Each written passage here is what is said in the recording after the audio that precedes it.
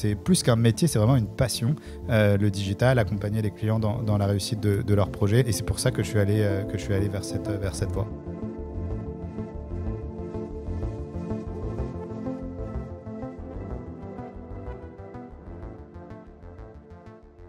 Qu'est-ce qui vous déplaisait dans le métier d'avocat ? J'étais pas du tout heureux parce que pour moi, c'était pas assez créatif. C'était des très gros horaires, beaucoup de pression. Moi, j'ai décidé de rapidement arrêter, donc j'ai exercé quelques années en tant qu'avocat et puis j'ai décidé de tout quitter pour monter une start-up dans le digital. Effectivement, vous avez d'abord monté une start-up qui n'a pas marché immédiatement. Vous en avez déjà parlé. Est-ce que vous pouvez revenir en quelques mots sur cette expérience ? Ma première expérience, donc je quitte avocat, donc je quitte tout pour lancer une start-up. Et là, bien sûr, tout le monde me dit, mais t'es fou, t'es avocat d'affaires, t'as fait droit, école de commerce, tu quittes tout pour monter un projet risqué. Et donc, j'ai pas écouté. Donc, j'ai lancé donc ce projet qui était une espèce de Star Academy en ligne, un TikTok un peu avant l'heure. Et j'ai mis beaucoup d'énergie, j'ai mis tout l'argent que j'avais, tout ce que j'avais économisé.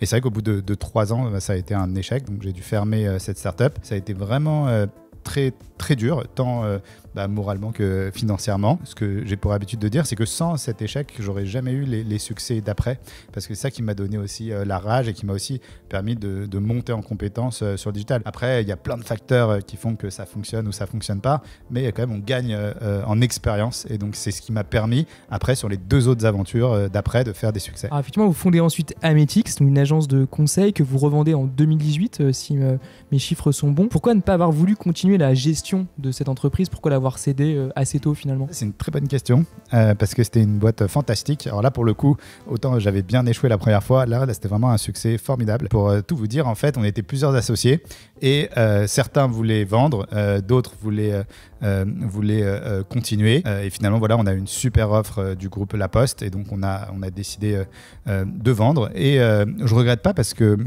donc j'ai vendu 70% de la boîte et ensuite 2 ans plus tard le reste. C'est en 2019 que vous fondez donc EDG, European Digital Group, sur le marché donc de la transformation digitale. Mais qu'est-ce qui vous a donné envie de repartir dans une aventure de création alors que finalement vous aviez déjà quand même explorer justement ce domaine du conseil et du conseil pour les entreprises? Ametix, c'était un levier de l'accélération digitale. Et puis moi, je me suis rendu compte que les clients voulaient une offre end-to-end, une offre plus large, avec à chaque fois des ultra spécialistes dans tous les leviers. Et c'est pour ça que je me suis associé avec le fonds de private equity Montefiore pour lancer en octobre 2019 European Digital Group. Est-ce que c'était un petit peu un effort pour vous de vous mettre dans ce nouveau type d'activité? C'est avant tout un sujet qui est passionnant, qui m'a passionné. Et donc, j'ai passé énormément d'heures avec des développeurs, des chefs de projet techniques, fonctionnels, avec plein d'acteurs du digital pour apprendre à monter en compétences. C'est plus qu'un métier, c'est vraiment une passion, le digital, accompagner les clients dans la réussite de leurs projets. Et c'est pour ça que je suis allé vers cette voie. Comment expliquez-vous cette croissance aussi rapide? Quel levier vous avez activé pour aller aussi vite? Sur cette croissance, il y a 50% qui étaient en croissance organique.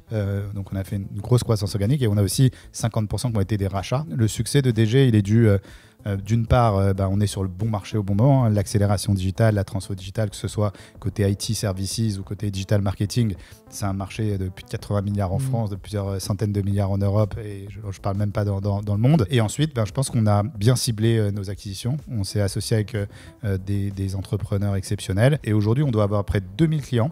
Et sur les 2000 clients, il y a plus de la moitié qui travaillent au moins avec 5 filiales de EDG. On a réussi notre objectif qui était que toutes nos filiales puissent travailler ensemble pour accompagner au mieux le client. Qu'est-ce que vous mettez en place en interne? Parce que j'imagine que dans une boîte de service, c'est quand même un élément clé de savoir attirer les talents en permanence pour continuer à croître. Déjà, il faut avoir des bonnes valeurs, des valeurs claires qu'on va partager avec l'ensemble de nos collaborateurs. Et après, alors, c'est vraiment un sujet qui me passionne, moi, la marque employeur. Donc, il y a énormément de choses qui sont faites pour attirer des candidats. Déjà, il faut savoir aussi bien évaluer les candidats. Nous, on se concentre également beaucoup sur comment on va fidéliser nos collaborateurs, comment on va faire en sorte que nos collaborateurs se sentent bien chez nous, donc le feel good management, sachant qu'il faut savoir que d'un point de vue business, le départ d'un salarié c'est l'équivalent de 6 mois de perte de salaire. Et donc, vaut mieux investir à fond dans la rétention, dans énormément d'événements, dans de la formation, dans de l'évangélisation, faire monter en compétences tous ses collaborateurs, tout faire en sorte que le collaborateur se sente bien.